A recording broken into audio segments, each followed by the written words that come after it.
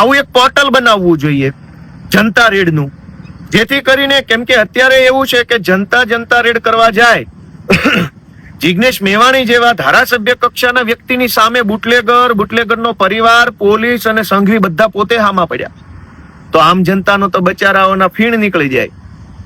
તો સરકાર એટલે કે ગૃહમંત્રી અને ભાજપની સરકાર ખરેખર ગંભીર હોય તો દારૂ ઉપર નિયંત્રણ કેમ લાવી શકાય, ડ્રગ્સ કેમ પ્રતિબંધિત કરી શકાય, એની ચર્ચા કરવા માટે સર્વપક્ષીય બેઠક વિધાનસભામાં બોલાવવી જોઈએ. મીટિંગ, મેરેથોન મીટિંગ, સવારના 10 થી સાંજના 5 સુધી સળંગ ચર્ચા કરો, મંથન કરો કે દારૂ અને ડ્રગ્સના કાયદામાં શું શું સુધારો કરવા જેવું છે, અથવા વધારો કે ઘટાડો શું કરવા જેવો છે. પોલીસ જે દારૂ અને ડ્રગ્સના કેસની તપાસ કરે છે એ પ્રોસેસની અંદર શું સુધારો વધારો કરવાની જરૂર છે, અથવા દારૂ ડ્રગ્સના આરોપીઓને જે જામીન મળે છે કે એને જે કઈ કોર્ટ પ્રક્રિયા છે એમાં શું સુધારો વધારો કરવા જેવું છે. આ બધા જ વિષયો ઉપર સર્વપક્ષીય બેઠક કેમ ન થવી જોઈએ.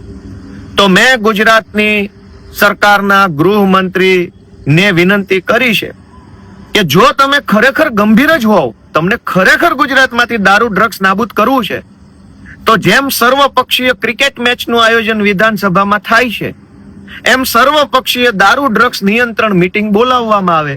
આ મેં રજૂઆત કરી છે. હું ગુજરાતની જનતાને, ભાજપના બધા કાર્યકર્તાને વિનંતી કરું છું કે ભાઈ સાહેબ, બાપા ભાજપના કાર્યકર્તા તો હશો, પણ ગુજરાતની જનતા દારૂ ને ડ્રગ્સના દૂષણમાં તમારી નજર સામે હોમાઈ રહી છે, એ તો તમને દેખાતું તો હશે જ ને.